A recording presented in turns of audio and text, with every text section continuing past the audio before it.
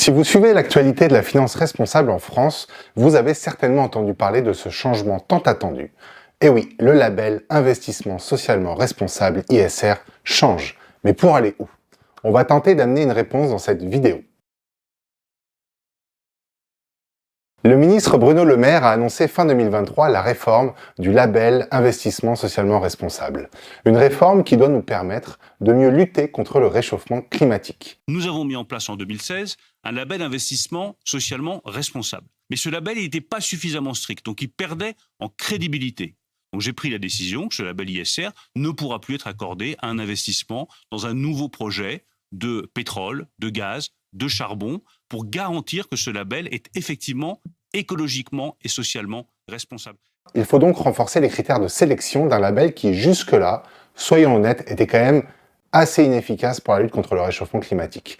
Et c'est l'objectif du comité présidé par Michèle Pappalardo, l'ancienne présidente de l'ADEME.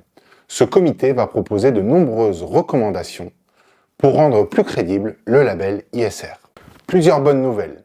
Exclusion des entreprises du charbon et des hydrocarbures non conventionnels. Pour rappel, le non conventionnel, c'est les ressources les plus difficiles à exploiter, comme le pétrole de schiste, le gaz de roche-mère, etc. Des exploitations qui sont coûteuses et risquées pour notre santé, que ce soit sur la pollution de l'eau ou de l'air par exemple. Deuxième bonne nouvelle, l'exclusion des nouveaux projets d'exploration, d'exploitation ou de raffinage d'hydrocarbures, pétrole ou gaz.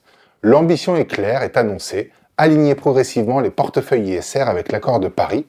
Comment ça va se passer pour nos investissements? Notre épargne investie dans des fonds labellisés ISR. Un calendrier est prévu avec comme première date annoncée le 1er mars 2024. À cette date, le nouveau référentiel du label ISR prend effet pour les fonds souhaitant bénéficier de ce label. Pour les fonds qui ont déjà le label ISR et ceux qui sont en cours d'obtention, des règles spécifiques de transition sont prévues jusqu'au 1er janvier 2025.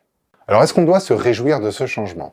Oui, évidemment, c'est une bonne nouvelle, même si certains points d'attention sont à avoir.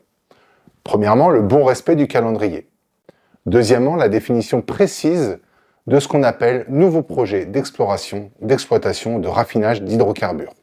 Pour rappel, des centaines de bombes climatiques sont en cours de développement et si certaines d'entre elles arrivent à terme, il nous sera alors impossible de conserver un futur vivable pour tous. En attendant, on vous invite comme toujours à vous former sur l'utilisation de votre épargne. Que finance-t-elle? À qui profite-t-elle? C'est le moyen le plus sûr d'être en accord avec vos valeurs personnelles. On espère que cette vidéo vous a apporté des réponses. Prenez soin de vous.